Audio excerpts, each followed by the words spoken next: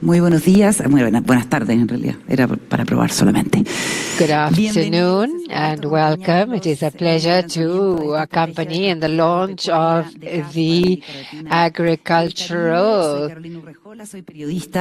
strategy of CAF for Latin America and the Caribbean.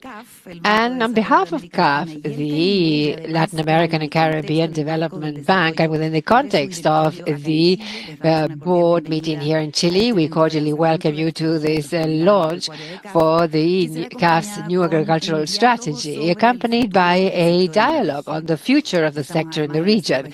We're also at the head office of FAO in Santiago de Chile, a key ally for the development of this CAF meeting. Latin America and the Caribbean produces food for close to 1,300 million people, so 14% of the crops of the world, and houses for 50% of global biodiversity, 30% of arable land, and 30% of drinking water, and 57% of primary forests in the planet.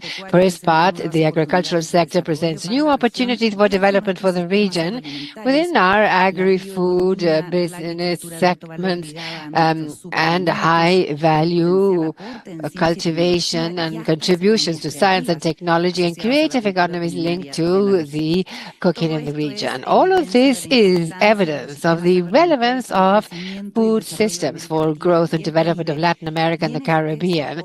And in this contribution of long-standing scope in other areas in the economic as well as social matters, and the contribution for ecosystemic contribution is evident contribution with a solution to the major global challenges.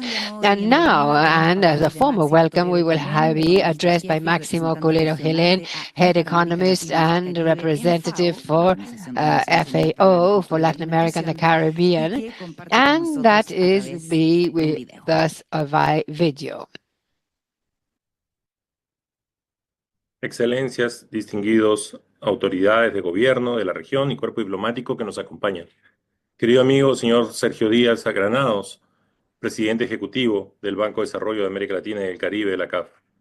Apreciados miembros del Consejo Directivo de la CAF, representantes de organismos multilaterales, miembros del sector privado y sociedad civil, academia y colegas de Naciones Unidas. Es un honor dirigirme a ustedes en este evento que marca el lanzamiento de la nueva estrategia de prosperidad agropecuaria del Banco de Desarrollo de América Latina y el Caribe. Esta iniciativa llega en un momento clave en la que enfrentamos retos urgentes en materia de seguridad alimentaria sostenible y desarrollo rural en la región. La presentación de esta estrategia evidencia un interés común de fortalecer los temas agroalimentarios mediante una visión integral. El escenario actual sigue planteando importantes desafíos. El 6.2% de la población de América Latina y el Caribe aún padece de hambre, mientras que el 28.2% enfrenta inseguridad alimentaria moderada o grave, es decir, problemas de desnutrición y de sobrepeso a la vez. Además, en el 2022, el costo diario de una dieta saludable alcanzó $4.56 por persona al día, superando el promedio mundial. Esto es inaceptable en una región que es gran exportadora de alimentos al mundo y que abastece la mayor parte de las necesidades alimentarias del mundo.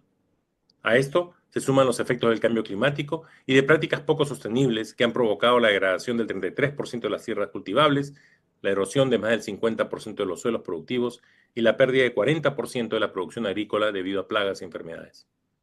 Como lo hemos plasmado en el marco estratégico de la FAO del 2022 al 2031, es esencial un cambio fundamental en los sistemas agroalimentarios para que sean más eficientes, inclusivos, resilientes y sostenibles. No podemos abordar estos desafíos con soluciones aisladas. Debemos integrar prácticas sostenibles a lo largo de toda la cadena de producción. Y desde la FAO estamos trabajando para avanzar en esta transformación, mejorando los entornos alimentarios de manera sistémica. Lo que estamos buscando es mejores alimentos para todos, para hoy y para mañana. Un ejemplo de ello es la iniciativa Mano de la Mano, Hand in Hand, una apuesta estratégica de la FAO basada en enfoques territoriales para acelerar el desarrollo y mejorar la producción agrícola con impactos multidimensionales, atrayendo la inversión pública y privada de forma eficiente y efectiva para reducir la pobreza de manera sostenible. Lo que hacemos en la producción influye directamente en el clima, los suelos, las emisiones, la nutrición y la salud, lo que refuerza la necesidad de una acción coordinada. Es fundamental fortalecer la resiliencia de los sistemas agroalimentarios.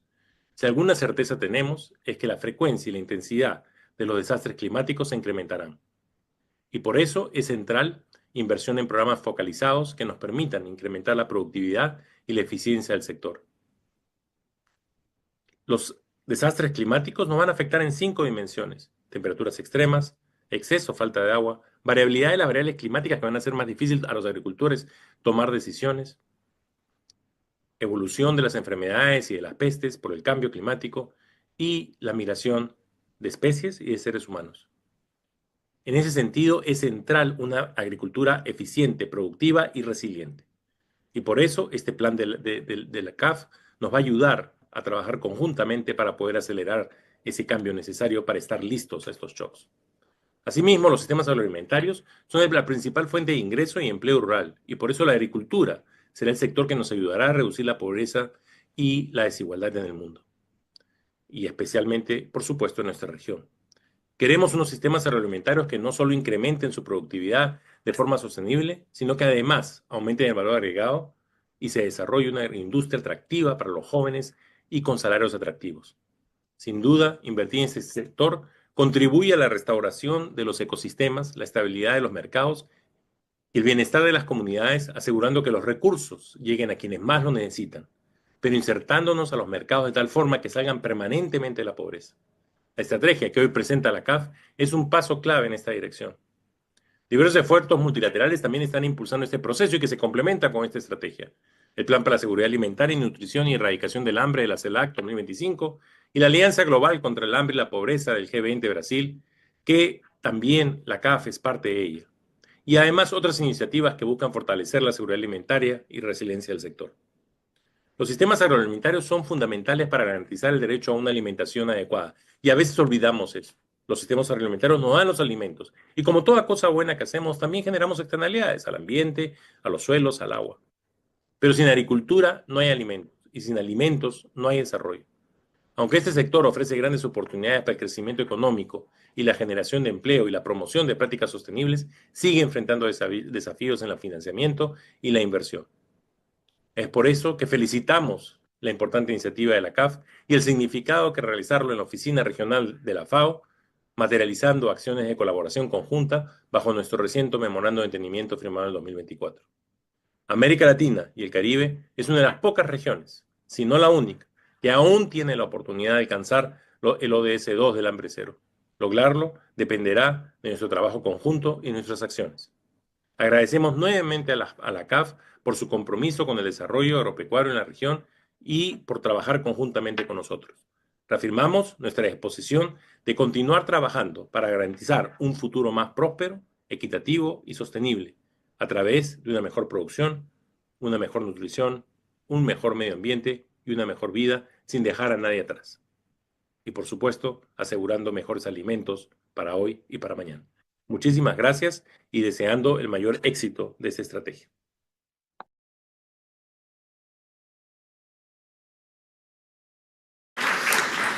Muy bien, seguimos ahora con las palabras. Well, now we continue with Eve Crowley from FAO, Latin America, and the Caribbean, and representative of FAO in Chile. Welcome.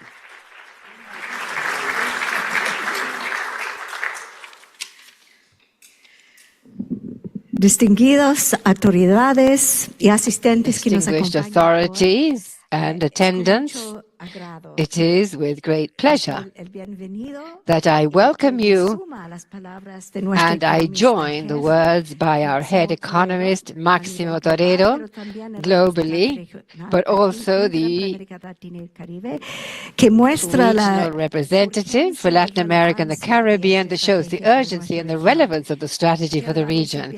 I would wish to welcome you to our home, your home, the House of FAO, our new renewed offices in Latin America and the Caribbean, and that in less than a year, we inaugurated the new building which is a wager in favor of sustainability, innovation, and joint commitment that we represent as a UN organization focused on the transformation of agriculture. We believe that this will CAF strategy for agriculture is essential. With CAF, we have traveled a path together, and we have similar initiatives to further food security and the development of the agricultural sector, nutrition and well-being of rural communities. Sustainable development, always promoting an ample participation by different players, women, young people, small farmers, indigenous people, everyone who plays a very important role in the sector, always generating tools that are necessary to further more transformative processes. And also, I would like to thank the government of Chile simply for hosting FAO and CAF and several other international organizations. This generous hospitality has helped us to make visible the progress made by Chile in food security, nutrition, and agricultural development. In fact, it is an example for many other countries of the region. This year, for us, is emblematic. It is 80th anniversary, and we will celebrate this on October the 16th, which is the date of our foundation. And I believe this type of collaboration allows us to reflect a little further on what we've done in the past, the achievements reached, challenges overcome, and what is left to do, and the legacy represented by the right to food and agricultural development that is sustainable, that we would like to leave for present and future generations, and that we've also left for past generations. We've had much progress in the region, and it is a matter of great inspiration regarding what could be done in the coming period. And so I hope this space will strengthen our commitments and coordination for joint action. And I thank you for coming today to this very important event for the agricultural sector in the region, and I am sure we will shape new strategies based on this strategy that translates into concrete actions with benefits for the states of Latin America and the Caribbean and its population. Thank you.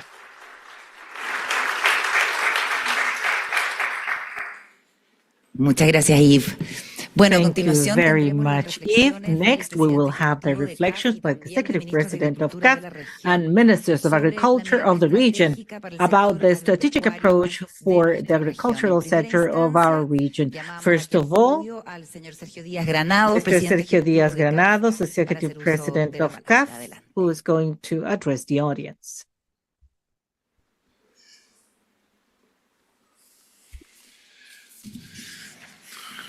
Muy buenas tardes, un saludo muy Good afternoon. Special greetings to Esteban Valenzuela Bantrec, Minister of Agriculture of the Republic of Chile.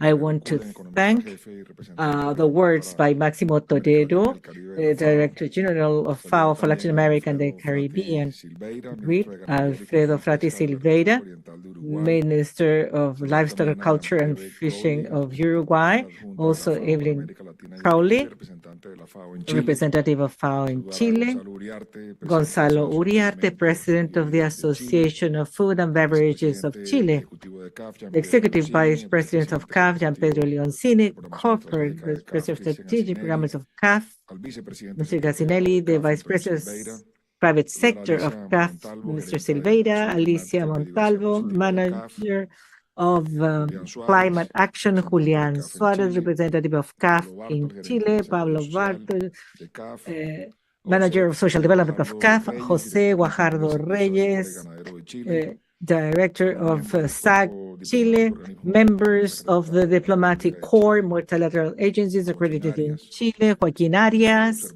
Coordinator of the Observatory of Public Policies of Agro-Food Products, João Lentini, representatives of the Association of Beverages and Foods of Chile, special guests, and all of those who are via streaming. I would like to agradeciendo especialmente a la Organización de thank Naciones especially por recibirnos el día de hoy. FAO for welcoming us. A couple of years ago, we were in the same auditorium with Mario Lubetsky, Minister of Foreign Affairs of Uruguay.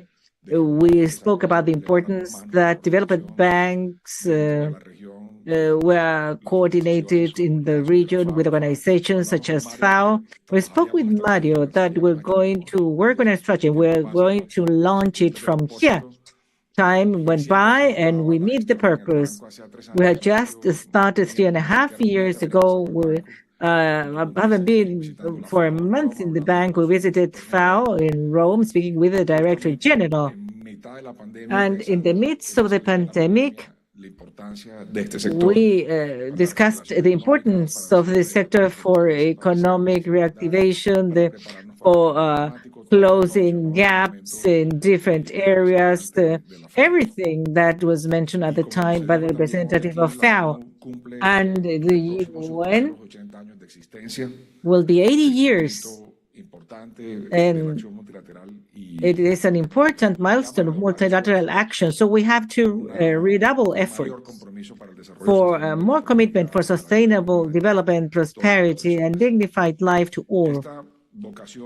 This vocation, I would say, of FAO and CAF of being a platform, a partner for the whole region is shared in CAF. We were born 50 years ago. I spoke about it this morning. It was the effort of 6 countries from Venezuela to Chile to be part of the Andean area. And in these 57 years, we have become a continental bank, a bank that covers more than 23 countries of the region, Central America, the Caribbean, South America. It is a public good, maybe the most important one that's being created in the last 60 years in the region, which is covering different fronts. The founders never imagined when they created it, they call it like that. It was like the Andean Corfo. It was a way to explain it, but we became a bank that, besides providing funding to initiatives of infrastructure, etc., we have included more and more areas that are important for the region. Creative economies, tourism, closing gaps through more inclusion, protection, and preservation of the strategic ecosystems. And additionally, there are a series of projects and programs in the last 30 years that have been for the agricultural and livestock sector, tertiary areas, risk, funding of private sector. So we have been working on it in the last years, but what we needed was to understand the moment we're living in, to do a much more coordinated effort that was much more comprehensive, and that allows to be aligned with other institutions that are in the region, so as to do something much deeper, as we have this partnership with FAO, also with the ICA in San Jose, Costa Rica, also partnerships with universities, associations from the private sector, to mobilize the private sector, to mobilize third-party resources, and be able to put more resources at the service of the region. We have undergone a process to expand our green financing, which has a goal by 2026 of 30%, but last year we reached 40%. So we have to sustain that effort. Within that context, Chile is a regional example in our portfolio. we beat a record. Almost 60% has had a direct impact on green funding. That's why it has a lot of sense launching this strategy of having more understanding of the agro-livestock sector. I'm going to explain some of the elements present in this strategy. But before, I want to remind you that the net exports of the region in agricultural matters were the highest than any other region, more than $238 billion. Brazil, Argentina, Chile, Mexico, Peru, Colombia, Ecuador, Uruguay, Costa Rica, just to name some, are at the forefront of production. In 2024, those exports include not only soy, wheat, banana, beef, but also flowers, and go from big companies and small companies, direct, indirect exporters. There is another sector that is very, very potent that can keep growing. Latin America feeds more than 30 billion people in the world. There are the investment in the rural sector closes gaps. So we are committed to fine-tune our programs, instruments, and we should anchor this in two key aspects. Number one, safety, justice, and sustainable agro-livestock production and prosperity. Next Thursday, we want to present this new strategy of prosperity based on those three pillars. Number one, integral prosperity. Number two, sustainable, resilient, regenerative agro-livestock production, and then nutritional and food security. Why prosperity? It's not enough just to generate more investments or employment. We want to highlight the many growers from all over the region. The representative of FAO pointed out that it's important to attract youngsters to the countryside. I'm going to repeat this. Latin America and the Caribbean have an aging trend in their population, which is affecting mostly the rural world. We had rates of population growth close to 100% between 50 and 60. We have gone down to 60% in the 70s and 80s. And now we're growing at an average 9% in Latin America and the Caribbean. So we have less and less children in Latin America and the Caribbean. Youngsters that do not work or study, and an increase in the number of elderly with no access to pension. And there are also the challenges of the rural world, the population that is aging, that is not attracting young people, and where there are less and less children. So we want to reactivate the rural area so that it is not just something of the past, but the synonym of a prosperous reality connected with progress and in a close relationship with nature. That prosperity will lead to a new relationship with the urban aspect, having something much more integrated. In the last board meeting we had in El Salvador, and the one that we're going to hold in Chile, and the next one, we will have approvals of programs that will deal with more infrastructure, accelerate energy transition, increasing productivity, and also the water and sanitation systems. And in the case of water, we have announced in the past, and we are meeting our commitment as far as water security, almost $4 billion between 23 and 26.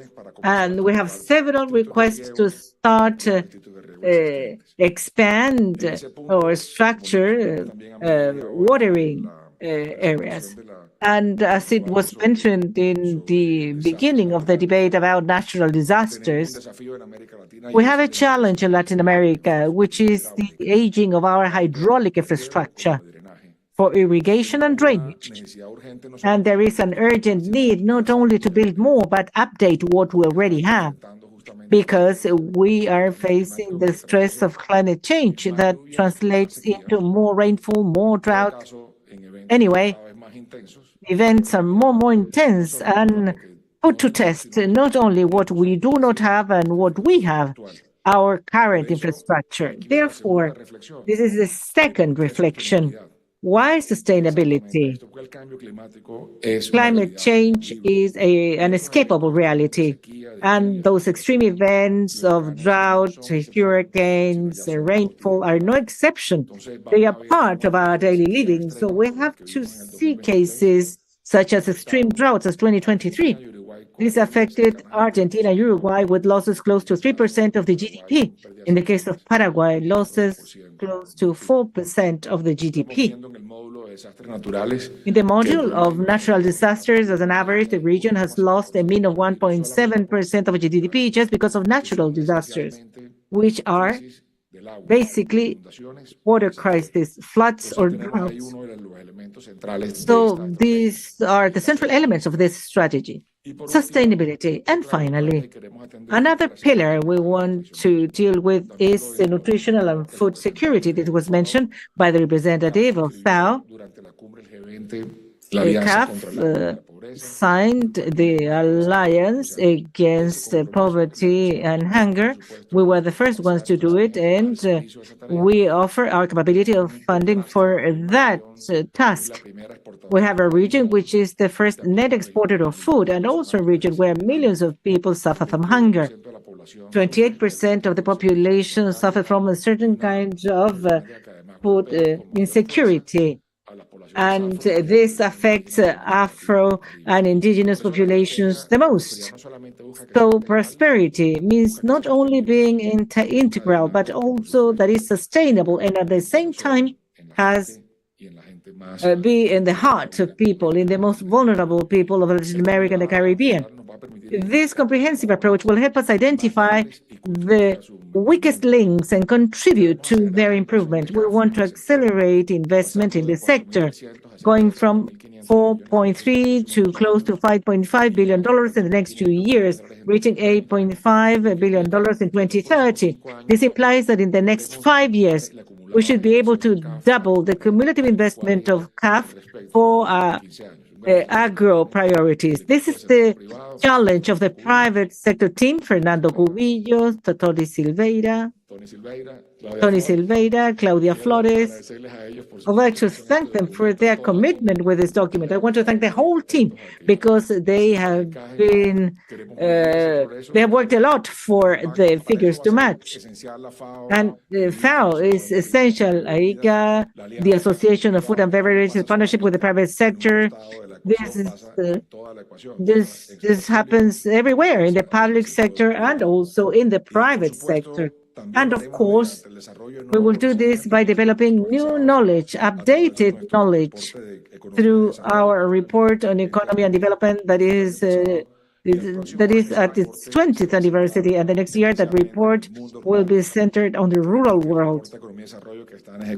The economy and development report wanted to be focused on the rural world. This will help to improve the documents on the side of the bank. So from now on, with this new strategy, all of the areas of the bank are at the disposal of the countries of the region to build together this agricultural prosperity. We know that the fertile ground of Latin America will keep offering solutions to the main challenges that are posed to us at this time in our history. Thank you.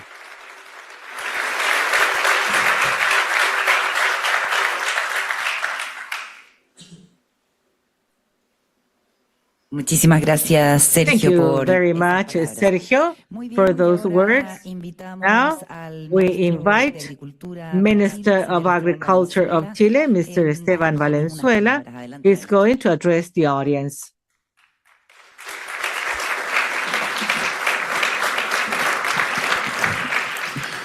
Recalcó algunas palabras. You highlighted some words.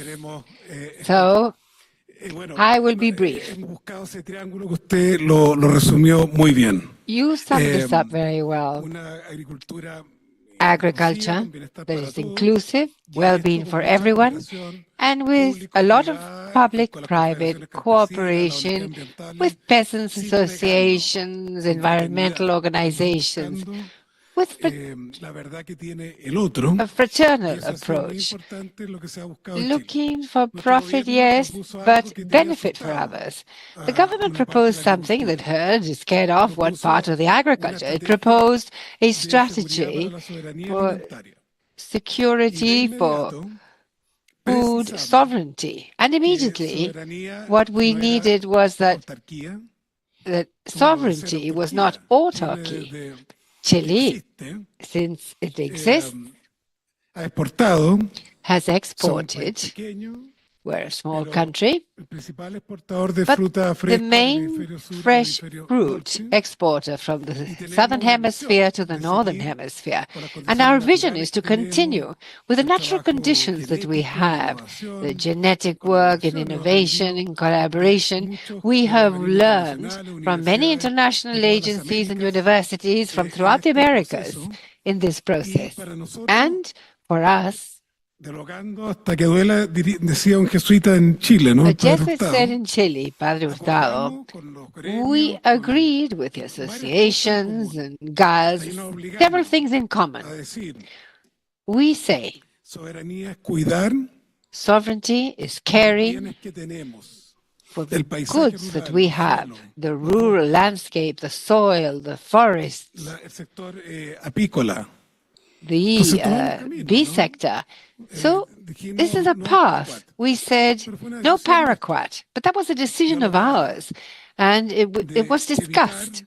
The idea was to avoid the more toxic pesticides, and in turn, we want to be efficient. Quick in response, alternatives, as something that is essential. Our GAL is small and great agriculture. Breathe in coherence between the public and private conversation.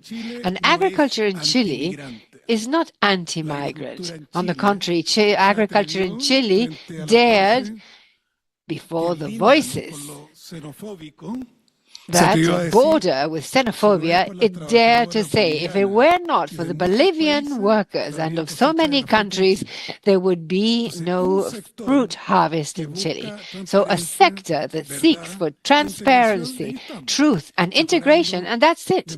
There we are, improving remarkably our relations with our sister countries of Bolivia and looking for systems for integration and prosperity. Second, la buena alimentación. Good food. En eso Chile tiene In this sense, Chile errores estructurales. has structural errors. We do have them. I think it's good to share words and recognize the gaps that we have. There was no way of getting Chile from going from a tax system very much tending towards VAT to another moving towards income like the more developed countries, in addition to certain positive elements. Mayor cobro de impuestos a los vicios. There are higher taxes on vices of all types, yes. Tenemos que lograr la gran contradicción que Torero lo dijo muy bien. Torero said this very well, and that Eve Crowley has repeated as a mantra every month. How is it possible that Chile, as all other food exporting countries, the access to healthy food by working people and low-income families is a tremendous gap in our country. We're in the month of March. This is the beginning of the school year, and the big task that we took on as ministry and country was how can we get healthy food in its plurality and diversity? How can we get it to reach those schools? And in the same way as USA and Mexico and the OECD countries, we appear with the three countries with the most serious poor of food issues. But we must be proactive. We must have traceability. We need to pursue that. Creamos con la oficina de planificación With the algo planning importante que se llama office, we mejores created precios something temporales. important called Y better estamos, seasonal food. visualizando eso And we're de todas visualizing las this maneras with y in buscando, all por different cierto, ways, and of que course, el Estado también predique con el ejemplo y seeking a través the del PAE, state, the el Programa government, de to Alimentación preach through Escolar example, Integral del and PAE. with Y PAE, the finalmente, school food lo que program. ya se ha dicho, And what has already been sustentabilidad. said, Y allí sustainability. nos pueden ayudar, And here you can help porque, us, bueno, a because misma hora, at this en Chile same el time tema, in Chile, incendio muy fuerte, the vientos theme sobre of 100 kilómetros fires, por hora, strong winds of over 100 kilometers per muy hour, afectada una and zona del país one donde hay part of the mucha country industria was forestal highly affected, where there is y a mucha tremendous sembradío de forestry trigo, industry in a lot of wheat particularmente zone, Ñuble, Biobío particularly y la Ñuble, provincia de Biobío, and the province la provincia de Malleco en el caso of de la Malleco, Araucanía. in the case of Araucanía. Hemos avanzado con que muchos We de have los moved ahead. pilotos con Many prácticas of desde la the agricultura familiar mills campesina, también programa de innovación con jóvenes. Estamos acá in the peasant con todos innovation estos retos con programs, estos we INDAP, un work programa with de young jóvenes people. rurales And here we have a the nivel INDAP that nacional. created a program Y for estamos buscando la young incorporación de rural las people, and we're buenas seeking to prácticas. También include nos good colabora junto a practices. And Fabrica also, if con Pavlika arroz collaborates con with menos uso de rice, agua, with resiliencia, less buenas use of prácticas water, with ambientales. resilience, good Pero el environmental paisaje practices. es But the landscape estructuralmente is trágico. structurally Y tragic. necesitamos incorporar And what we need is to modelos de pasturas vivas, de include ganadería regenerativa. Creamos un sello que regenerative se llama livestock breeding. Ganadería Consciente, We have a Acción 1. seal called Termino con esto bonito, conscious porque la confianza cattle rearing, público-privada because public-private se metió al sector confidence ganadero, sobre todo el lechero. Ahora están permeated las the carnes rojas y blancas agricultural también. sector, Ahora the no quieren milk, avena, the no dairy quieren los sector. fruteros. It used to A be propósito the de milk, desechos and then the rice, and the comida and desperdicios the and the vegetales. Chile oats. está bien Chile is en doing well energía renovable, in pero está renewable energy, terriblemente but it mal is doing awfully en desechos badly vegetales, in desperdicio de alimentos. plant Tenemos mucho waste que hacer. and Tenemos food una waste. enorme We have a lot brecha. to do Y there. There is a allí, tremendous gap. viva el And CAF, so, tenemos que viva buscar CAF. elementos que nos Hooray ayuden for en CAF. esto We de need la to look for de things to transformar help nuestros us with this. sistemas How en las can we zonas más transform vulnerables our a systems sistemas in these productivos most vulnerable eficientes, areas to pero a su be vez resilientes al efficient cambio systems, but climático. also No resilient solo to hago climate grandes change, not obras, only es también con Y, large-scale pero work, es también la but agroforestería viva y verde. agroforestry, Muchas gracias. live and green. Thank you.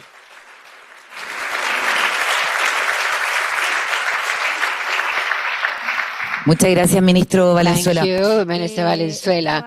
And we had announced Marta Carvajalino, who is the Minister of Agriculture of Colombia, who sends her greetings, but unfortunately could not be here. So we will continue with the strategic view from the agricultural sector in the region. And so we invite Mr. Alvedo Frati Silveira, Minister of Livestock, Agriculture and Fisheries from the Republic of Uruguay. Welcome.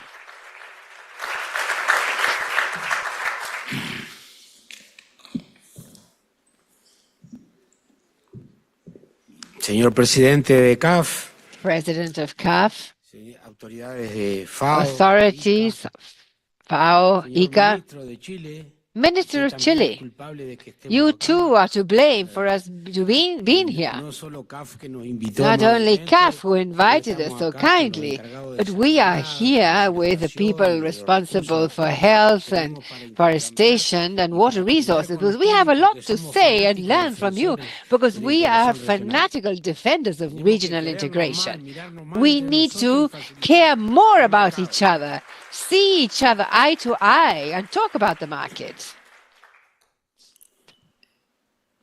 Digo esto porque hace poco I'm saying this compartimos because con el ministro de la recently CELAC, cuando nos conocimos. we met with the minister at CELAC. Uno está en estos And temas well, y and quedé we are in sorprendido these cómo things, se and I was fomenta surprised on how in porque Central una cantidad de America productos del import a number of products from the other side of the world when we are so much nearer.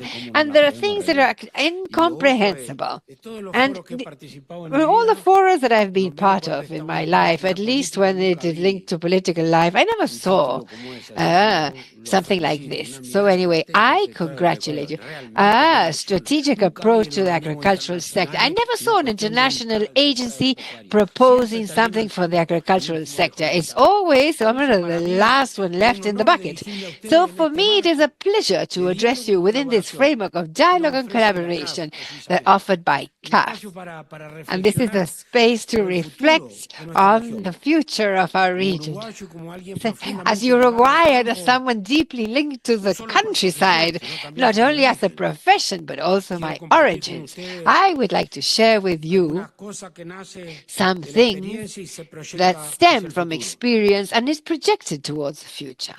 But first I would like to say, because you mentioned it, Minister, Uruguay produces for 30 or 40 million people food. But today, we have something that hurts our soul. We have more than 20% people who live below the poverty line. And with a demographic problem, we also have people that are affected by malnutrition. That is totally unacceptable for a country such as ours and others in Latin America. The agricultural sector in our countries is far more than an economic driver. It is an essential part of our identity, our history, and our future, and also has to do with our sovereignty. In the last survey, we get 4% of our population in the countryside. That is, this is what allows us to occupy the territory. And when Mujica said, at least someone should be there if a flying saucer decides to land. Work and living, a way of life, but also a seen life, far more friendly, far more empathetic with the neighbors, source of life, well-rooted, but we recognize that the challenges are great. Climate change, as was said here by the President, 20 years the scientists have been saying this, and we did not understand. Each time they're going to be deeper and more frequent, and we found it difficult to prepare. Climate change, the increasing demand for food, and the need for sustainable development oblige us to rethink our models of production. And within this framework, I was recently appointed as the Minister of Agriculture, Livestock and Fisheries, and the agribusiness sector is a pillar of our economy, representing a large part of our exports and generating jobs for thousands of Uruguayans. It continues to be agribusiness that gives greater work, at least in our country. The main programs presented when I came in were focused on agriculture by increasing production, industrialization, and export. We seek to ensure access to water, a vital resource for production and consumption, and propose policies that support family production, rural development, agroecology, and gender equity. It is essential to focus, for us to focus on livestock rearing, because it all represents almost 2/3 of our territory. And this is what we've done best.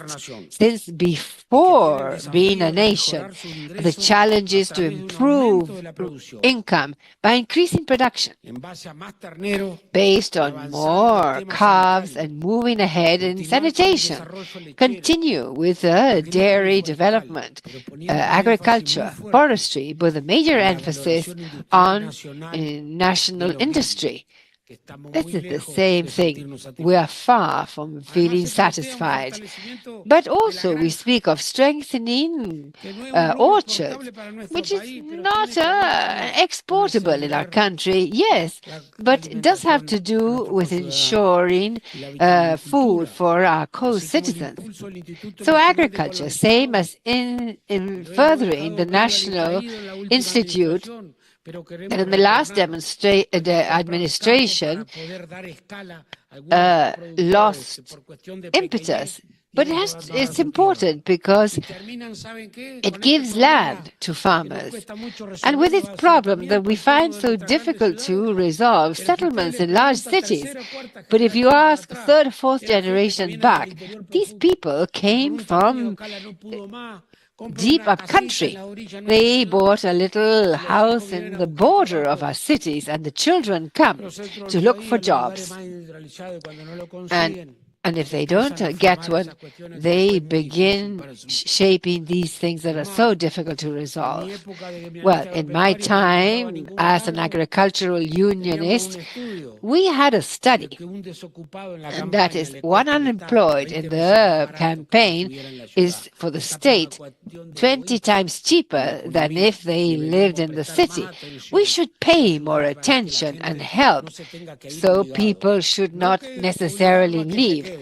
Not oblige them to stay, but yes, provide the conditions for them to stay if they wish. There is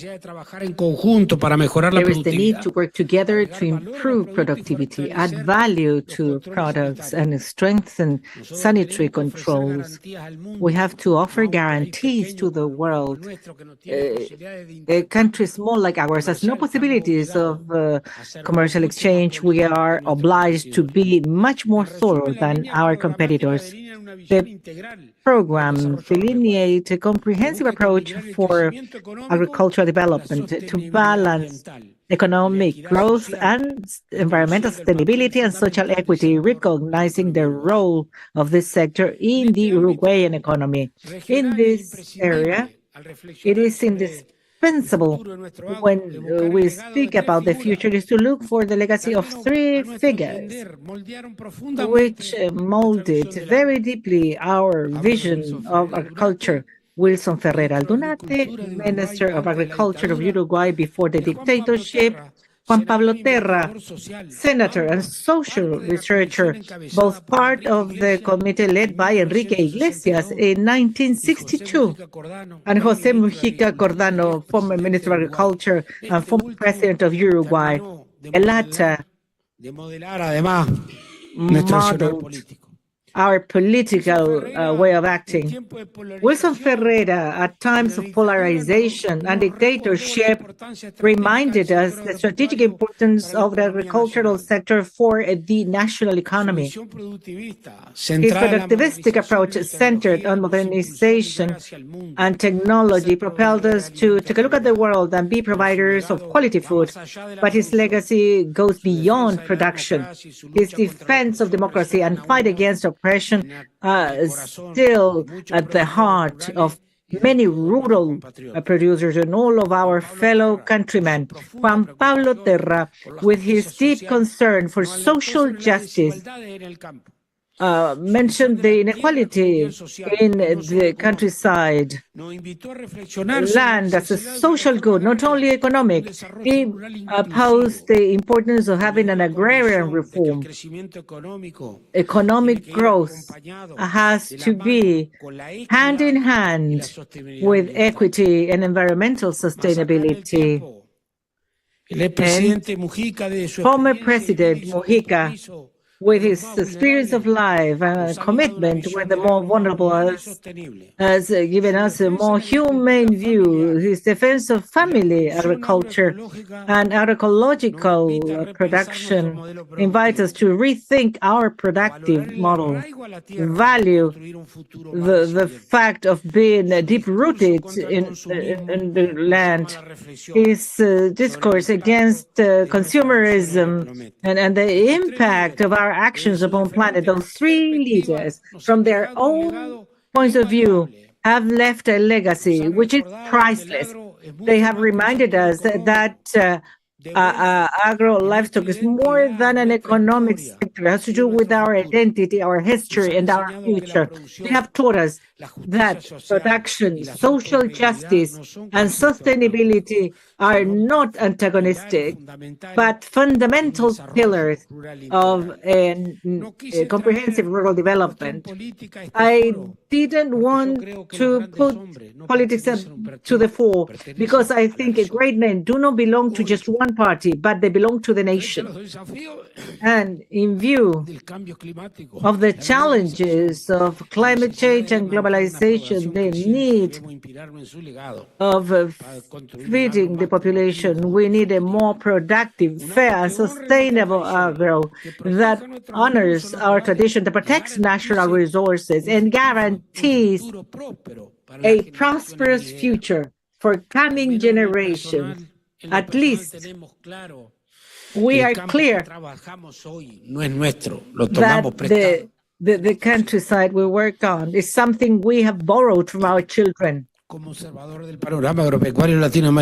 someone who observes this landscape, the new strategy of prosperity by CAF is a transcendental step, Mr. President, and very timely in a global context marked by food uncertainty and environmental challenges.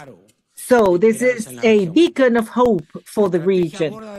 The strategy tackles the fundamental pillars for sustainable development, food security, rural development, which is inclusive, and innovation in bioeconomy by focusing on sustainable production, which is resilient and regenerative. CAF just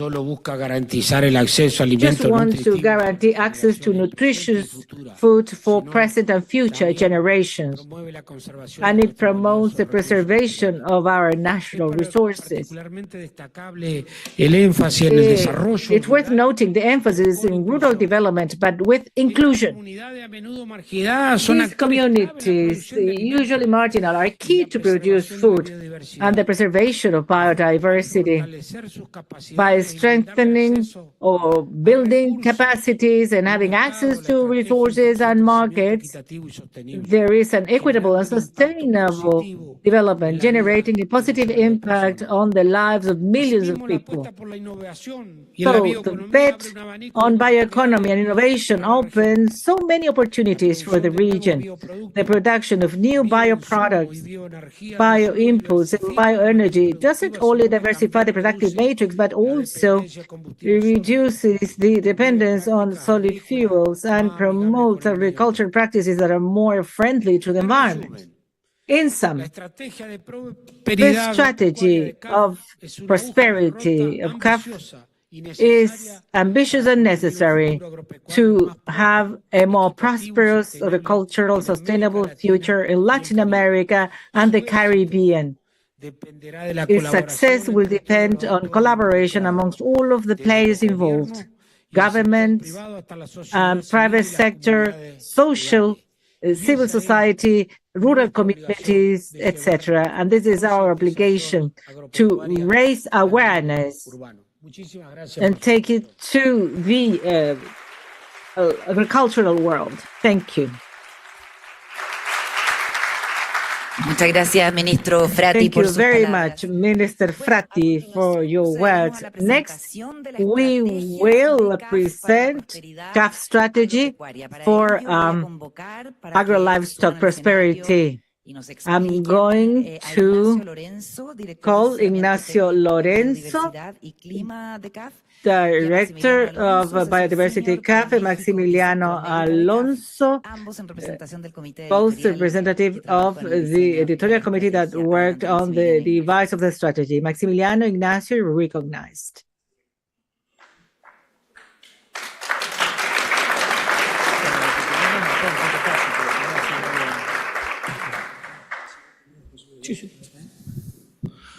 Buenas tardes a todas y todos. Good afternoon, everyone. Ministros, señor presidente, señores Mr. vicepresidentes. Ministers, President, Vice President, it's a pleasure to be with you. Bueno, toca un poco la parte más técnica de la sesión. Now we have the more technical aspect of the session to introduce the content of the new strategy of prosperity.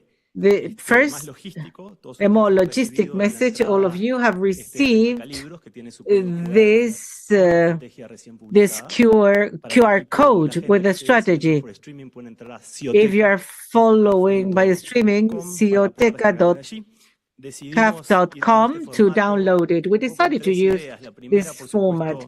Well, the environmental team, the least we print, the better. And also for those who are outside, it is good to remove 1 kilogram from your suitcase. Well, the strategy shouldn't be a book in a library or in a drawer, but it has to be close to all of you who are leaders in the sector, in the region. And as our president said, this content, this vision we are presenting is at the disposal of countries, ministries, private sector to continue building prosperity together. And before starting, just as our moderator said, we've got the honor with Maxi to present this on behalf of the editorial committee that's been working on CAF. If you allow me, I want to name Efran Rojas, Andrea Roset, Juan Adriasola, Nelson Larrea, Miguel Guzmán, Ezequiel Garatro, the team of Diversity, Gender Inclusion, directors. Well, on behalf of them and the team, this has been a tremendous honor to be working with you.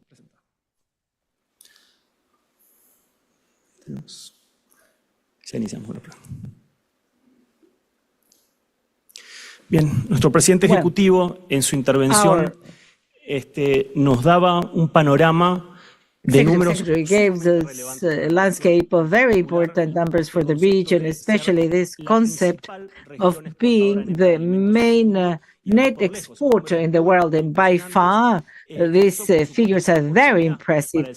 And this is an opportunity for the sector and for this concept of prosperity. And this happens in a very particular setting, in a climate, environmental moment, problems of food security. See that in the numbers of the region. Que teníamos un 28% de inseguridad alimentaria. 28% of food insecurity, a region that produces food to export for the world, and that is in debt with its own population. And in a sub-regional context, such as the Caribbean, where 59% of the population suffer a certain kind of food or nutritional insecurity. Regarding the environmental aspect, Latin America and the Caribbean have made much progress in matters of climate mitigation, especially the energy subsector. It is the region with more clean energies in the world. But in the agriculture and livestock sector, usually associated to deforestation, it implies that 58% of emissions are in this sector. And this sector is also in relation to the reality of ecosystems and biodiversity, loss of biodiversity and loss of ecosystems. So this poses challenges. Number one, in terms of demand for food because of population growth and the economic growth in some regions, which implies more consumption of food, and geopolitical complexities, for example, access to markets, integration to the value chain, environmental issues, mitigation, climate adaptation, biodiversity, ecosystem management, losses and waste of food, and the need of institutional building, comprehensive policies, development of infrastructure, and in the context of a strategic opportunity for the region that implies productive development, strategic development based on nature and the richness of our region. What about the strategy? There was an important bet on the indications of President and Vice President, which was an internal work.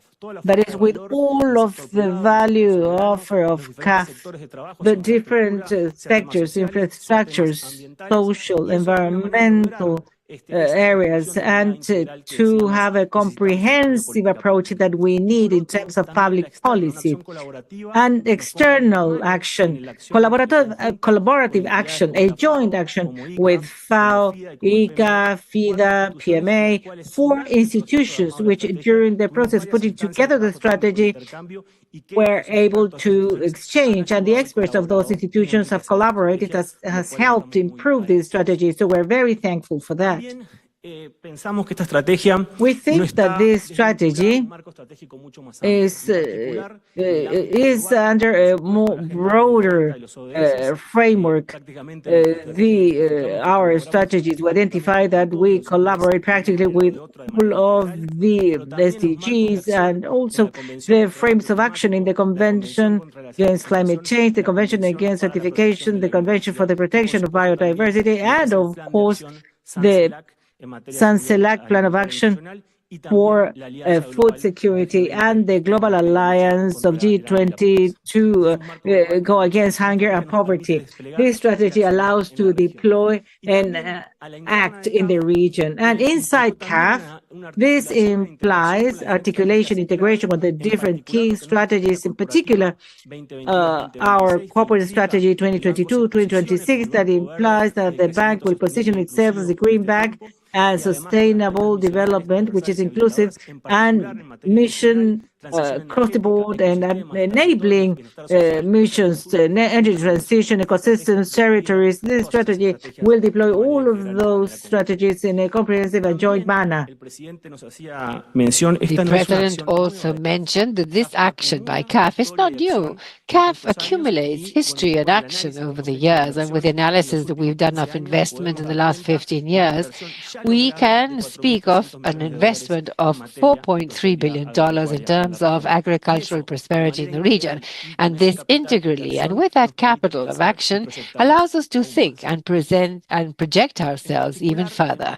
In particular, regarding the value proposal, how does CAF wish to stand in terms of the institutional ecosystem and these alliances, FAO, ICA, and others, generating knowledge? The President mentioned the network next year, the rural world, and also technical assistance. CAF provides resources and technical assistance to countries, and this implies an improvement in the capacity for public policy and have a greater impact. And lastly, and I think that this is something that sets us aside, that CAF is placed strategically for collaboration. The deployment of financial instruments, innovative, diverse. CAF today has a broad array, as you can see here in the strategy, of financial instruments, sovereign as well as non-sovereign, that constantly develop innovation, generate new elements, particularly in recent years in green matters, environmental matters, that somehow allow us to generate actions in the territory of countries with a vision not only of an impact in what we're proposing for action, but also financing adapted to those solutions.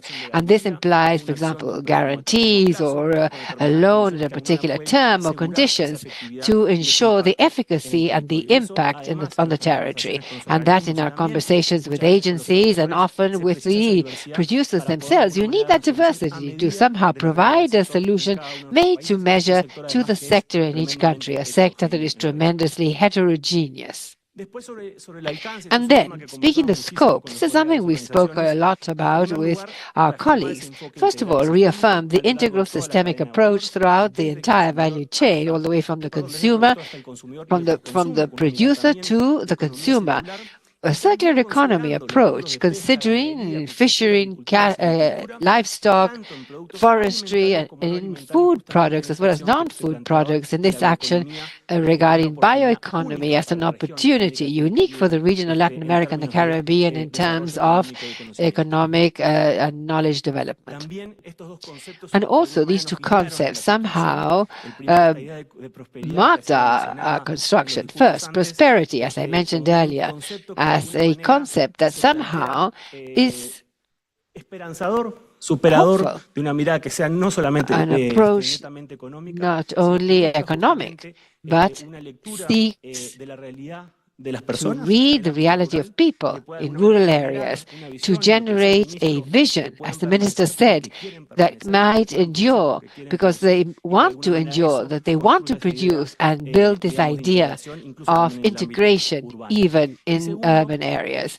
And second, within this concept of the other items mentioned, the challenges in environmental matters, a lot has to do with agriculture, thinking of agricultural production that is sustainable, resilient, and regenerative.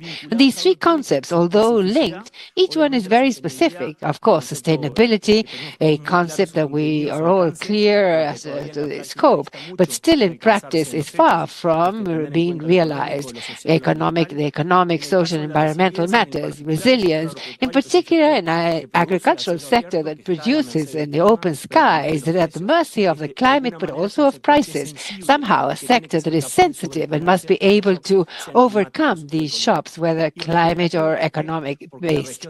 And regenerative, because the region of LAC is in a substrate of strategic ecosystems that are unique, and that production should not only not affect the ecosystem, but on the contrary, the functionality of the systems are able to ensure agriculture that is strong and resilient and that will be maintained towards the future. So CAF must collaborate, support, and position itself with this approach, thinking of people, but also production that is environmentally sustainable. Well, I'll leave it at that. My colleagues and friends, thank you.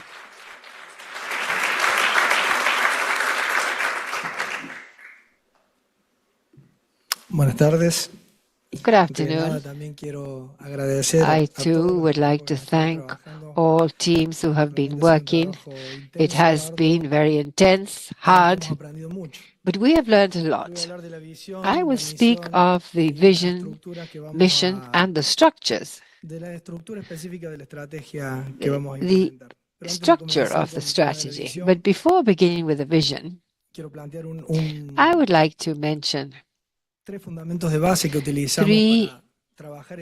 points that we use throughout the mission, three paradigms that have to do with being reactive to proactive, structured coordination, and moving from competition to complementation. This will help us for the strategy to have a different impact, not run off to resolve issues, but think it over first. Coordination. We are linked. We have internal relations within CAF among management divisions, also we're related to various instances, but we want a structured link, a space where we can dialogue in a different way and plan jointly. And moving from competition to complementation, this has to do with that. Alone, it's difficult to do the things that we're talking about. It is important for us, throughout what we've done, to work together as we are doing here. Let's strengthen the activity, let's strengthen the possibility, and have strategic alliances strong, as we are having already with ICA, PAO, among other agencies, FIA and others. And so now let's move on to the vision. For 2035, CAF wishes to be consolidated as the main financial driver of the region for agricultural prosperity in Latin America and the Caribbean.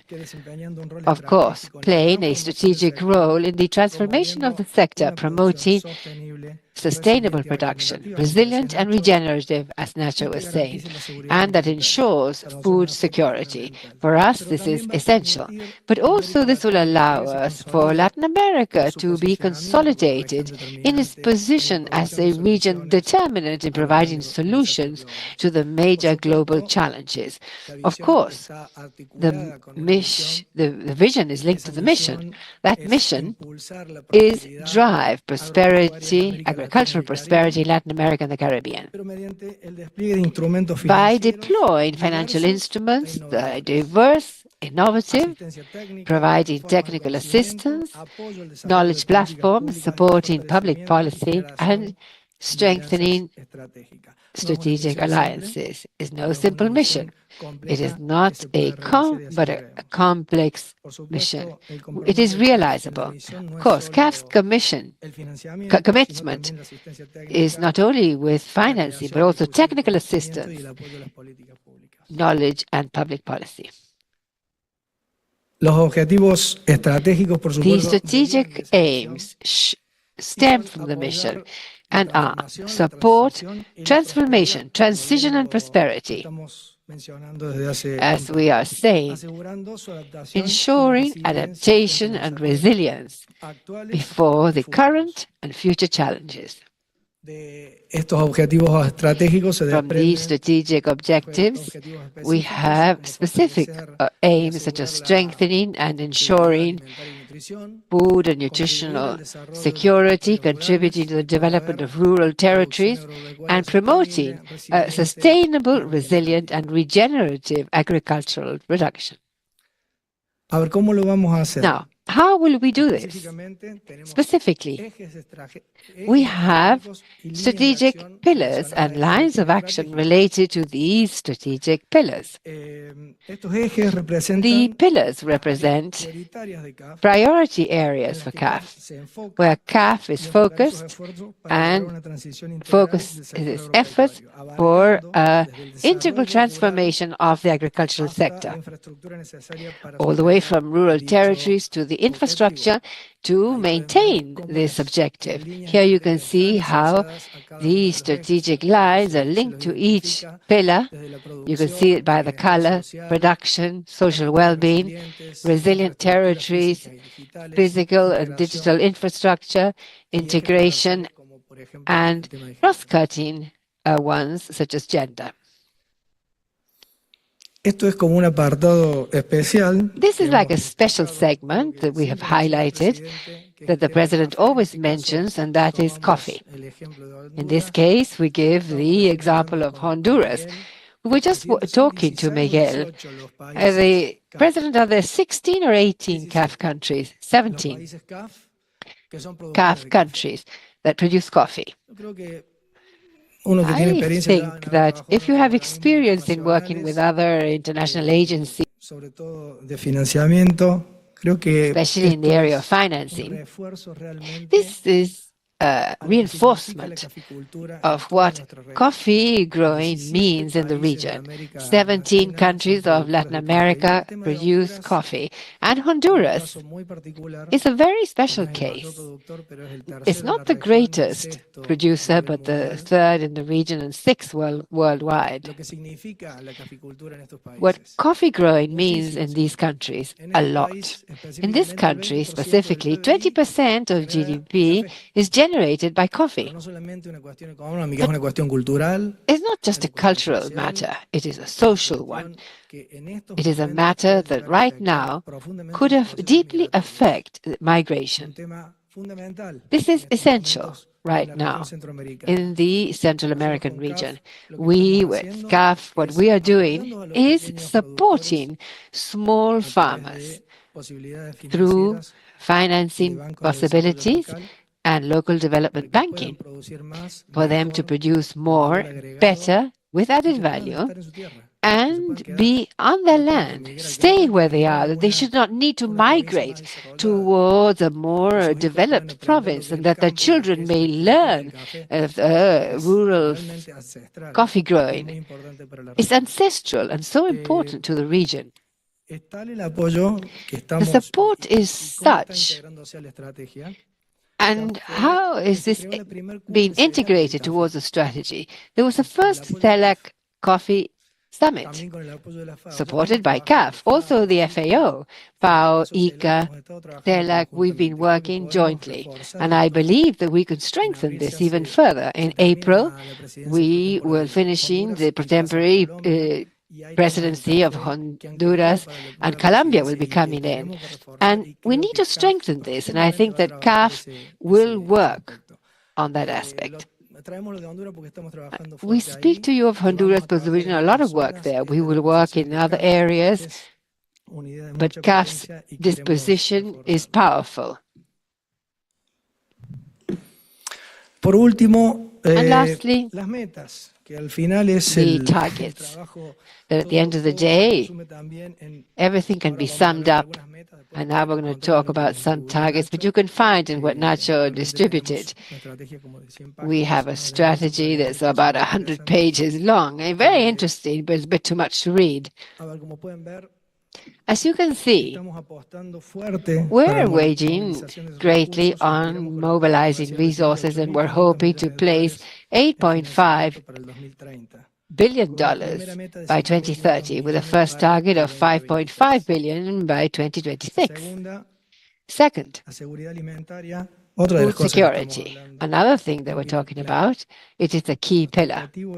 Our aim is that by 2030, more than 10 million people in the region may access stable food and nutritional food, not just food. And by 2026, reach 3 million beneficiaries, giving priority to rural communities and vulnerable communities.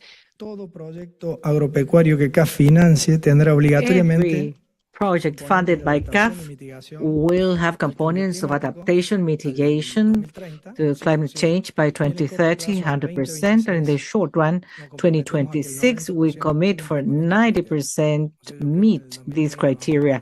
So by 2030, I think we're going to be able to achieve 100%. Number 4, we know that access to water is a key process, not only for human consumption, but also irrigation, and for agriculture is fundamental. So our goal is to include irrigation systems in 55,000 hectares by 2030. That will have a lot of impact in the short run. We will focus to enable 15,000 hectares promoting water efficiency and reuse. Point 5 or goal 5, all of the projects should have regenerative practices by 2030, 100%. We want to implement in at least 2 projects reference by 2026, showing that it is possible to produce by taking care of and protecting the environment. Goal 6 will ensure that half of the new projects include enabling infrastructure, irrigation, roads, digitization, and access to market. By 2026, we will have a well-defined roadmap where at least 4 subnational territories will be key. Number 7, and this is important because this has to do with the new regions, which are Central America and the Caribbean. We want to consolidate and balance the financing amongst regions, South America, Central America, and the Caribbean. We want to double the portfolio by 2030 and increase by 50% by 2026. And the last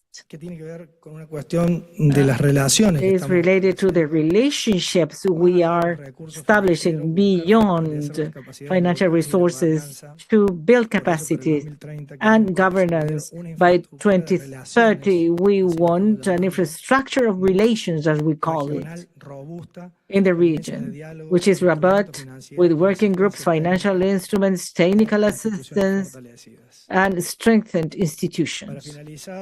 And to close, goals. These goals are a before and after in CAF. We think that in the agro-livestock sector, we do not only want to transform the agriculture, but territories, communities, ecosystems by ensuring sustainable and inclusive prosperity towards 2030. Thank you.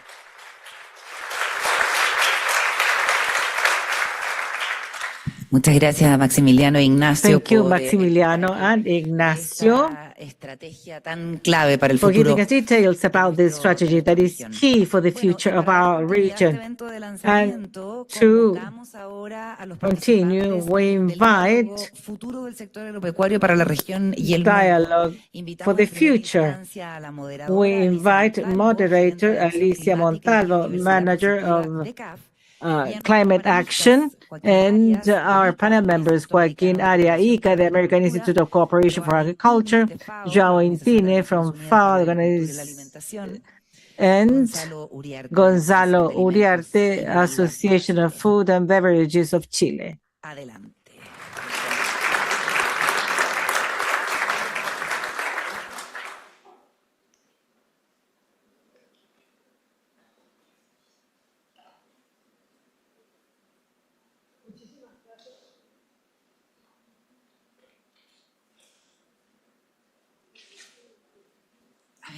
Ahora parece. Ahí sí.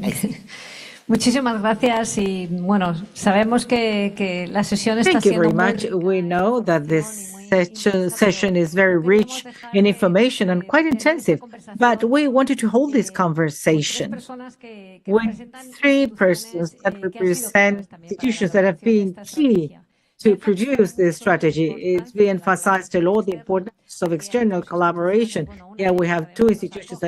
One of them is our host, and they're being key for the work we have done. And ICA, which for us is a very important ally, and collaboration has been fundamental. John Marcelo Intini on FAO is an agronomist with a long experience, about 30 years in matters of rural development, food security, nutritional security, markets, supply, and has also experience in the ministries of Brazil. He leads the agenda FAO for agro-food. And on ICA, we have Joaquín Arias. He's in the seat of ICA in Panama, technical specialist with hemispheric responsibilities, and he coordinates the Observatory of Public Policies for Agro-Food Systems. He's an agricultural economist and has much experience in rural development with 30-year experience, international trade, and several publications. Welcome. And of course, the private sector, which is also key for a strategy of prosperity that takes into consideration the importance of enterprises and the private sector. That's why we have Gonzalo Uriarte Herrera, president of the Association of Foods and Beverages of Chile. He's a lawyer with experience in agro-food and in the public and private sector. And I would like to highlight he's the director of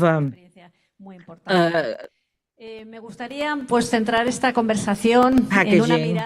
I would like to speak about the past, what the most important challenges have been the institutions had to deal with, but also take a look at the future. The way in which we have to work and maybe give some inspiring message to the public before listening to the closing by Vice President Asinelli. Well, first of all, FAO supports countries of the region development of policies in agro-food.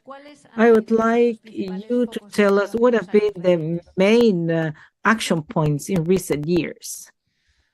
Muy buenas tardes o muy buenas noches. Good afternoon or good evening.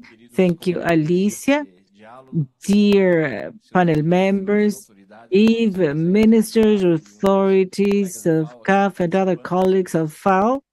Tengo 4 minutos, correto? I have just 4 minutes, right? Uma pergunta que nos traz bastante a question that brings us to reflection on our work, but FAO has organized its framework with something very interesting that opens a very intense portfolio to work. So we have topics such as production, nutrition, environment, etc. So we organize to act with governments, with the different organizations of the public and private sector, important partners such as CAF and others such as ICA, academia, and other centers of the organized society. So this portfolio is at the avant-garde of our challenges. Try to summarize our action is not simple.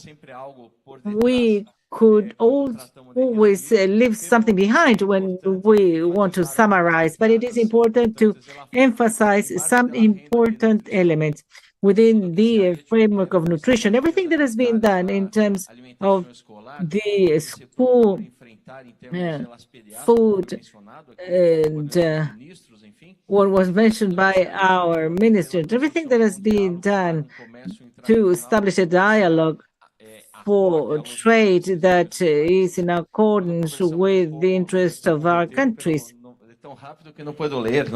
I can't read, unfortunately. And regarding rural and territorial work, there is a big concern of giving subjects an important role because they are necessary to correct something that was left behind when we tried to develop this, but we didn't include people, gaps between men and women. Gaps also in the case of youngsters, which was previously mentioned. Everything we see is very complicated for indigenous populations, Afro-descendant populations. FAO tries to help face those externalities and give a face and a voice so that they are the true protagonists of a development that makes us be different. I mean, there are very good lessons and practices, but a lot has been done that should have been done in a different way. It was mentioned important measures, everything that has been said regarding socioeconomic integration, there is still much to do about it. Production, we are perfectly in line with prosperity that was announced here. And I want to congratulate CAF for summoning us to speak about this topic. There are such absurd inequities. To speak about prosperity puts us in a place of human beings rather than leaders or managing directors. We are humans in a very unequal world in terms of production, sustainable livestock, agriculture, silviculture, and taking care of soils, forests, everything that is in relation to digital and technological inclusion, which has been a very big gap in the rural area. There is enormous concentration of technologies, credits, technical assistance, insurance to one part of growers. But the other part, those who live in the rural world, do not receive those public policies. There is asymmetry, and those asymmetries are within the agro-food systems. When you speak about what systems we are putting together, we have to face first the asymmetries that are quite clear. And as the minister said, we have to try and give all equal opportunity. On environment, closing with this, my dear friends, we have worked with the government so as to be able to act, to protect, restore, and promote sustainable use of resources, biodiversity, forests, and all of the characteristics of our region that were already mentioned. But FAO can't do this on its own. We are going on uncharted waters, circular economy. All of that is summoning us to think in a different way. We will think a different way when we work with CAF, ICA, private sector, and other important organizations for funding also the academia and other agencies of the UN and public and private entities that try to partner to face those challenges. I could mention so many more, CARICOM, SICA, BRICS, so many other important initiatives. But also listening to the answers of my colleagues, but FAO has been a protagonist. As if said, we commemorate 80 years. We have to look back what we have contributed to the planet, but we still have a lot to do. Thank you very much. Muchas gracias. Importantísima reflexión. Thank you. Very important thoughts. And now move on to Joaquin on the work done by the Observatory of Public Policy for the food systems. The information gathered, which would be the three main challenges that you see for the region? Muchas gracias. Buenas noches. Well, thank you and good evening. It is an honor to be here in this stage. I was thinking, while we've been talking about the agricultural sector in Latin America, what can I say now that's different? And how to speak among the converted, because everyone is convinced in the direction to go. So I was thinking that, first of all, we should make an effort to communicate what the agricultural sector is doing to the rest of the community, the politician. And so what we need is a new narrative, a different way of projecting our sector. In terms of the contribution by the agri-food sector, we've already seen the figures today during the presentation of the strategy, but I would add a few more. For example, in the last decade, the agricultural sector grew in Latin America 2.5%. Far more than the rest of the economy that grew 2.3%, and the agri-food less volatile than the rest of the economy because it is an essential sector for the life of people. And the other thing is that when we measure the contribution, sometimes we talk of the primary sector and not the agricultural sector. So the contribution by the sector in terms of employment, it could be up to 40% in some countries of the region. So if we add all activities related to the agri-food sector. The other important thing is that the sector contributes with 26% to total exports of Latin America and the Caribbean. So it is an important. So when we speak of food security, I feel that sometimes we approach it from the negative side, not highlighting the fact that the region produces a surplus of 28% calories. This is a region that produces far more than is necessary, and the problem of food security fundamentally is a matter of access and distribution, and it depends not only on our agri-food sector. In terms of climate change, the agri-food sector has many opportunities of collaborating and contributing to climate resilience with carbon capture, restoration of soils. We've mentioned this already, protection of basins, and preserving biodiversity. There's 30 years of analysis measuring the contribution by emissions by the agricultural sector, and this has dropped from 9.4% to 5.5%. So we are moving ahead. We are moving ahead with all the measures that we have even spoken about here in agriculture, more sustainable production systems, direct sowing, better management of natural resources, and so on.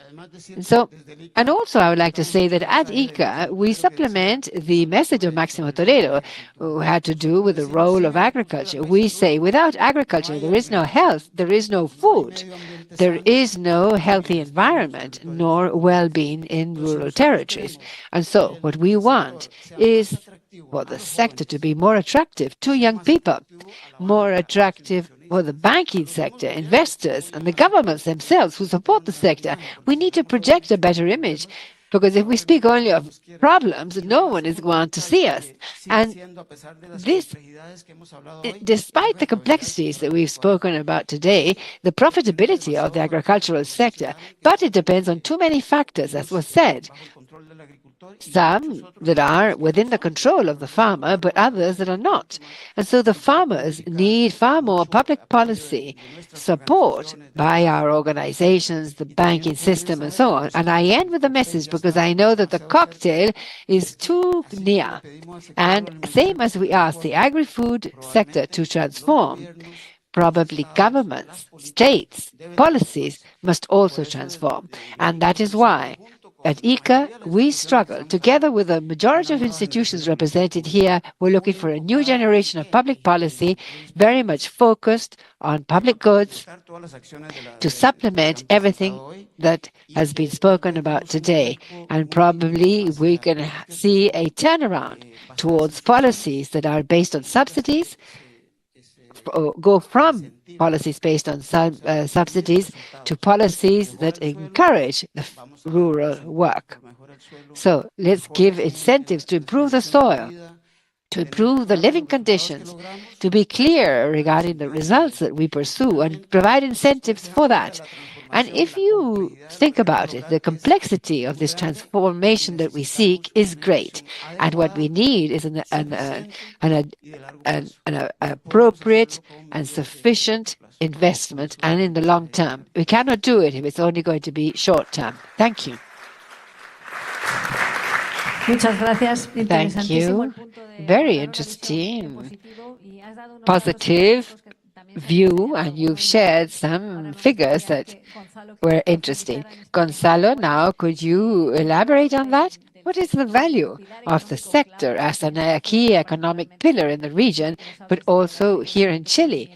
Can you speak to us of your knowledge of this sector in Chile?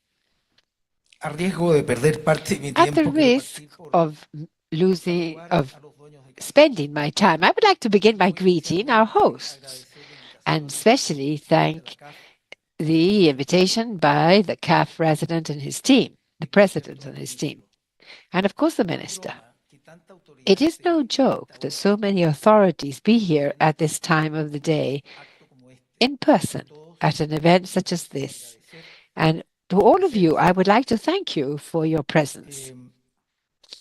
There is no doubt that this is a very dynamic sector, fundamental not only for the supply of food, but very important to encourage export and growth of local economies.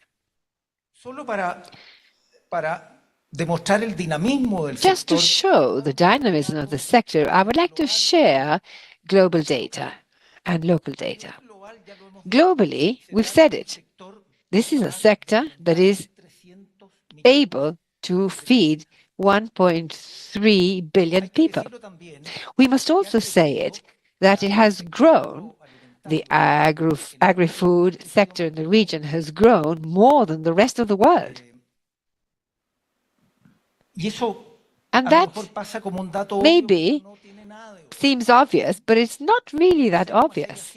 From 6.6 to 7.6 approximately, there is a significant difference.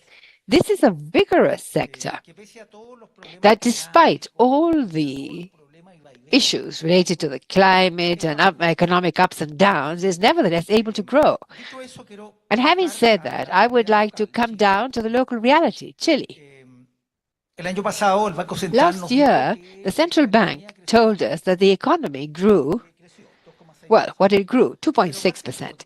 But an important part of that growth was exports, 6.6%, mining and fruit, cherries and grapes. And that is also very important. I'm going to send you a notice. The sector I represent, food, represents 4% of our GDP in Chile and generates 500,000 jobs. But above all, it has a major incidence on a series of other sectors and activities, beginning with small-scale farming, family farming, peasant farming that the minister spoke to us about, but also medium-scale farming, and also the truckers and those who make the packaging for food and those who distribute fertilizer and inputs for agriculture. There is a catalyzing impact that is tremendous. And that is why, really, I would like to revindicate this, and with this I conclude, the role of the private sector in the development of the agricultural sector. Truly, it is very important, it is tangible, it is measurable, there are indicators, and so I congratulate CAF for daring to set up the topic as a priority. We're long-standing for countries and is be able to transform public policy, and that you will be able to see and follow that they do. Well, thank you very much.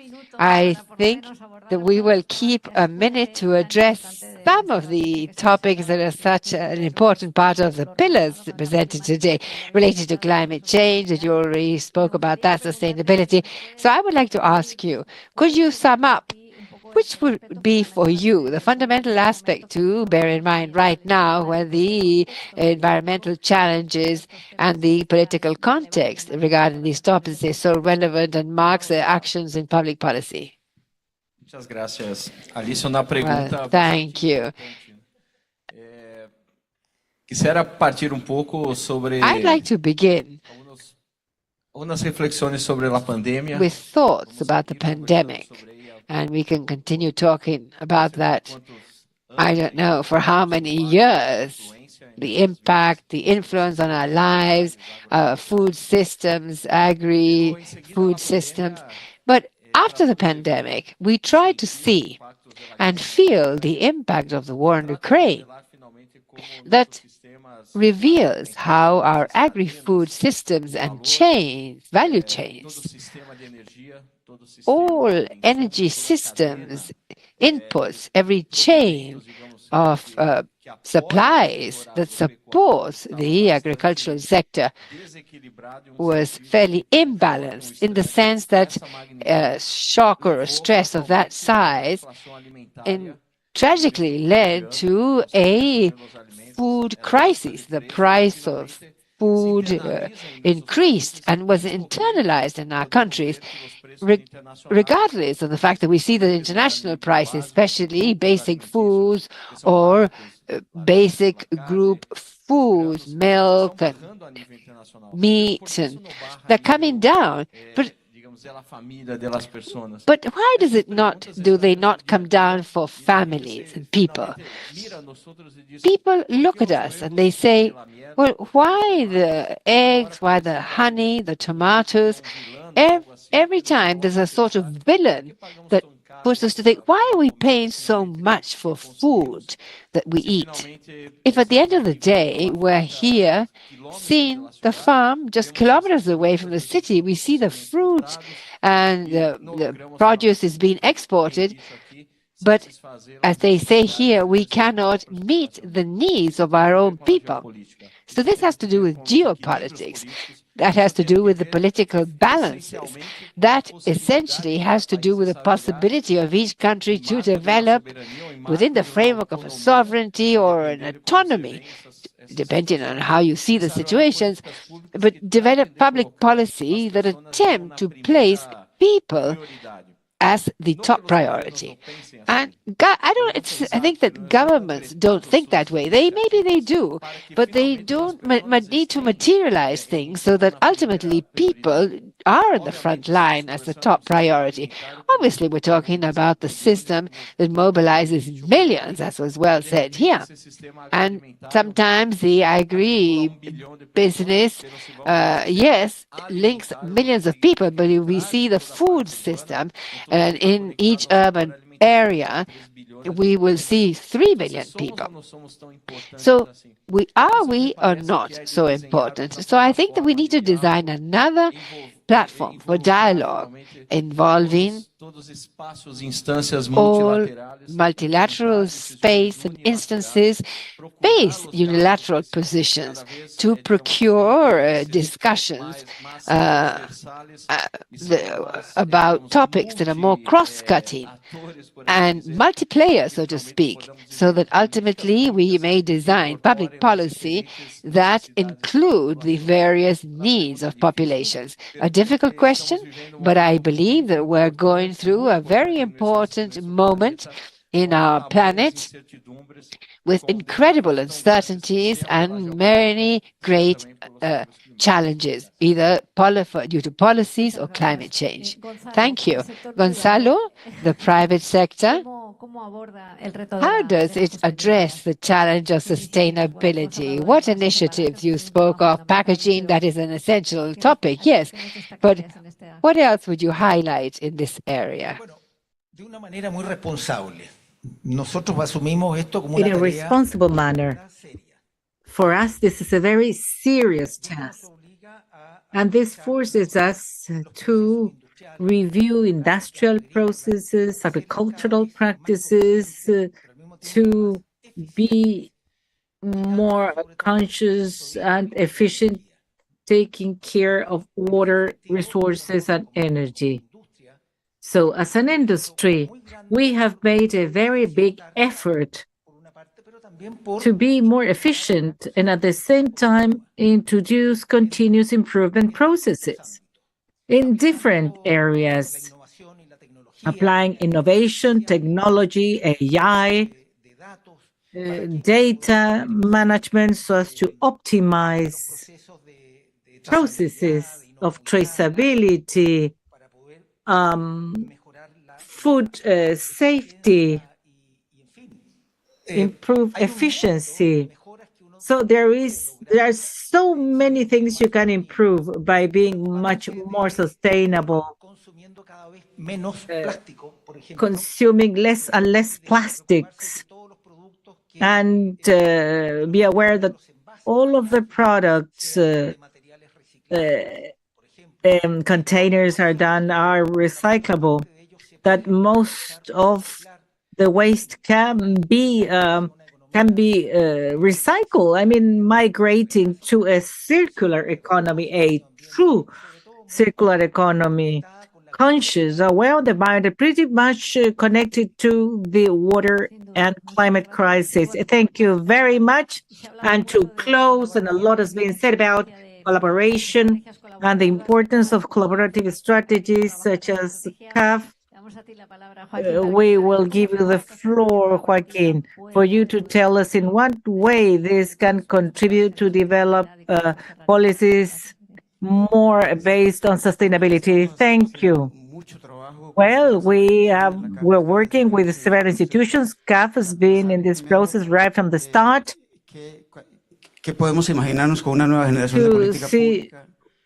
To see what we can imagine with new public policies. What is the institutionality we need? We can't continue with the same ministries to solve all of the problems we have. Policy instruments shouldn't be the same. And someone said that there is no policy in Latin America because it is the one that is accompanied by resources, instruments. Not all of the countries could demonstrate that they have policies. But I wanted to stress one point we all have to work on.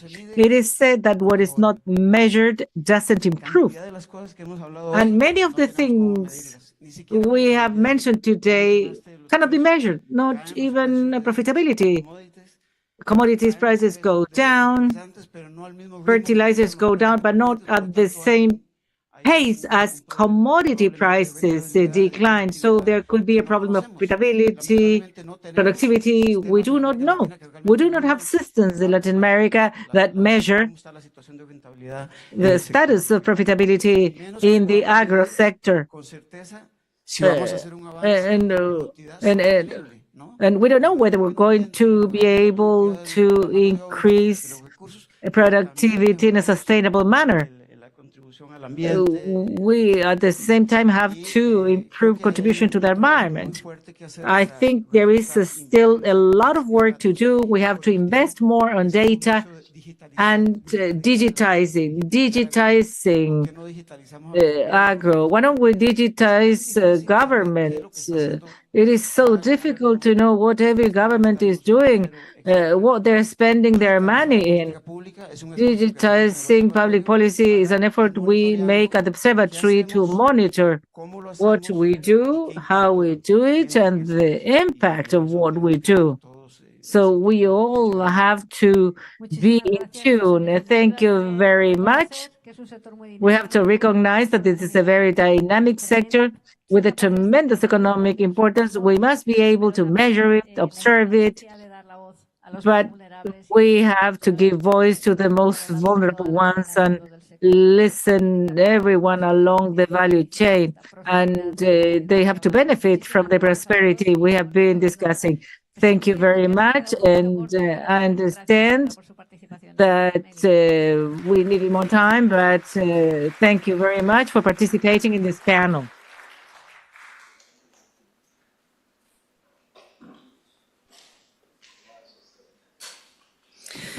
Muchísimas gracias, Alicia, Gonzalo. Thank you very much, Alicia, Gonzalo, Joao, and Joaquin, for your participation in this panel. And now to close, and before going to the cocktail, wait for us outside, we invite Cristian Asinelli, Corporate Vice President of CAF, to close this event. Bueno, ¿qué tal? Muy buenas noches. Ya quedó en claro con Alicia y ahora con... Good evening. It's clear with Alicia and the moderator that I am what is between you and the cocktail. But I would like to be brief. I want to thank first the ministers who have been with us, institutional allies, FAO, ICA, private sector, and a special thanks to the executive president of CAF, who has encouraged us to work internally into all of the sectors of the organization in this strategy that is so important that Ignacio, Maxi presented. So I'm not going to go into details. We're closing a very long day that started early in the morning with two parallel seminars, one about regional integration, and at the same time we were another seminar about security. Then we continued with meetings with the Chilean governors, a seminar on a response to emergency. Am I forgetting something? Well, and now we're closing the day with this seminar about agro-prosperity. The Minister of Uruguay named President Mujica. President Mujica has come up in several of these seminars. So this shows his presence in the region and his work that has been doing for so many years. And what he's doing to raise awareness of many of the topics we mentioned today and that we are discussing now in a world that faces big challenges and climate, erosion, loss of fertility of agricultural soils, food security. And Sergio says that Latin America and the Caribbean are a solution for the global problems, biological biodiversity, fertile groundwater resources, technological innovation, human talent, etc., is the half full glass. Now, in the half empty glass, we could mention gaps in poverty, inequity, and food. Being a region that can feed so many, as the Minister of Uruguay said, so many people has food insecurity. So we are proposing this strategy that has to be comprehensive, must allow to articulate more returns for our countries from the standpoint of the work in private sector. That was clear in the last panel.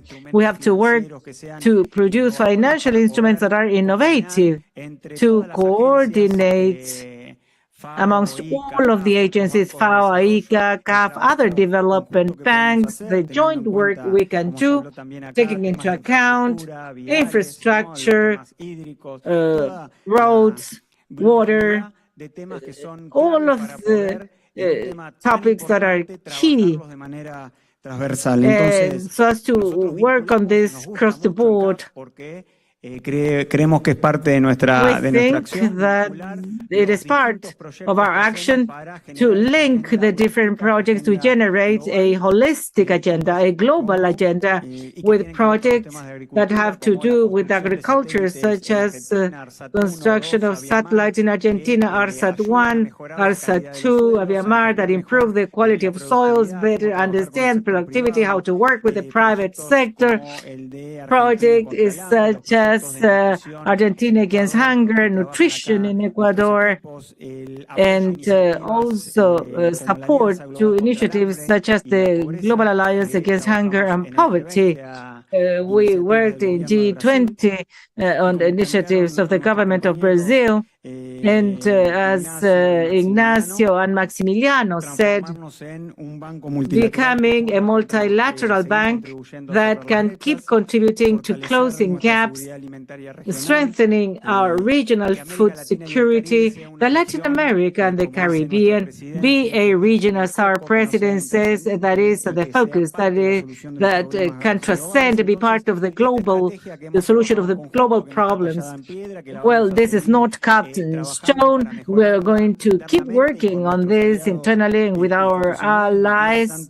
It requires commitment and coordinated work of our areas, and also the pool efforts and much more global view that helps us be the green bank of Latin America and the Caribbean. I think we are achieving that, but we have to include also, as the Minister Uruguay said, the rural sector, small size growers, cultures, all of those were part of its development.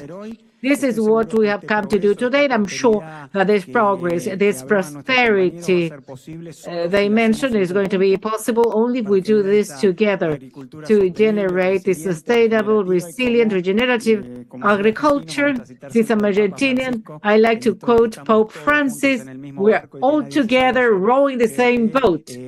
And today, right now, after he's leaving the hospital, we send him all of our energy, our force, prayers, whatever.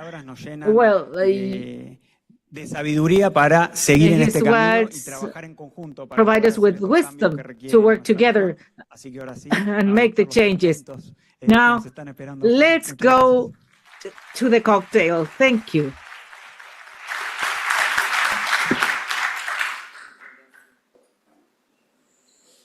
Agradecemos al vicepresidente Cristian Asinelli. We thank Vice President Cristian Asinelli. We thank all of you who have been with us today in person and through the streaming. It's a pleasure to have had you in this very important milestone. And as we leave on the screens, we will see the video especially prepared to present this prosperity project. Thank you very much.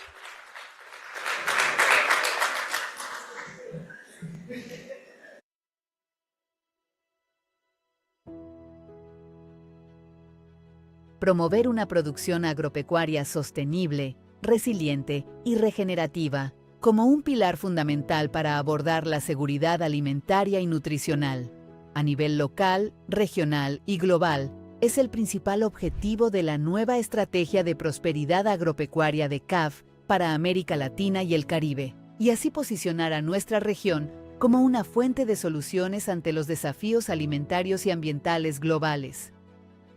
Nuestra región provee de alimento a más de 1.300 millones de personas, consolidándose como el principal exportador neto de alimentos a nivel global. Sin embargo, este sector vital se enfrenta a desafíos crecientes que amenazan su sostenibilidad, como los impactos negativos del cambio climático, y las restricciones al and comercio restrictions to international trade exacerbated by geopolitical tensions that limit access to markets and made it difficult for prices to be stable. Additionally, there are the structural changes such as the need to improve competitiveness of the sector, promoting inclusion and well-being in urban and rural communities, and adopt productive practices that are more sustainable. Through this new strategy, CAF, Bank of Development of Latin America and the Caribbean, proposes a prosperity approach to accelerate and give guidance to the mobilization of resources towards food security through the preservation and restoration of strategic ecosystems and the development of territories of the region. How? Well, through investments that aim at the whole value chain, from primary production to commercialization and consumption of food products from livestock, agriculture, fishing, and other products, such as biomaterials, biomass, biofuels, and bioinputs, through strategic partnerships with key players internationally and regionally, with the public and private sector, organizations of producers, civil society, and the scientific community. The strategy seeks to face challenges that affect sustainability, such as the persistence of structural inequality of the different rural territories and social exclusion, the growing pressure on natural resources, urgency of going towards high productivity models, low greenhouse gas emissions, resilient to climate, deficiencies in the management of ecosystems, high losses and waste of food, insufficient levels of investment in infrastructure and innovation, barriers of access to market, and the need to build capabilities in the sector. This framework details strategies and initiatives of CAF and the way in which they have contributed to food and nutritional security, water safety, regeneration of ecosystems, physical and digital infrastructure, management of disaster risk, gender equality, inclusion and diversity, financial inclusion and private investment, and regional integration. The value proposal by CAF for prosperity is based on its capability to mobilize funding through multiple financial instruments, generating knowledge, promoting innovation, and facilitating collaboration amongst different players.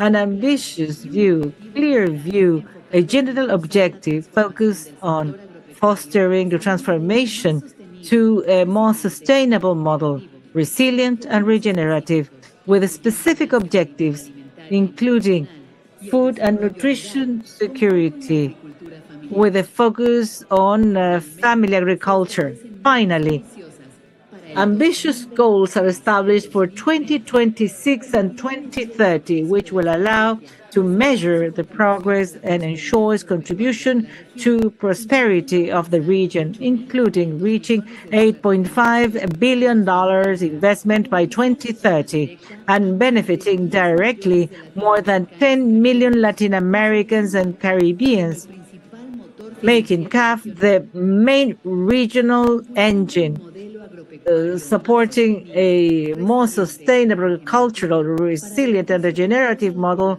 for the benefit of the whole population and nature. CAF, Bank of Development of Latin America and the Caribbean.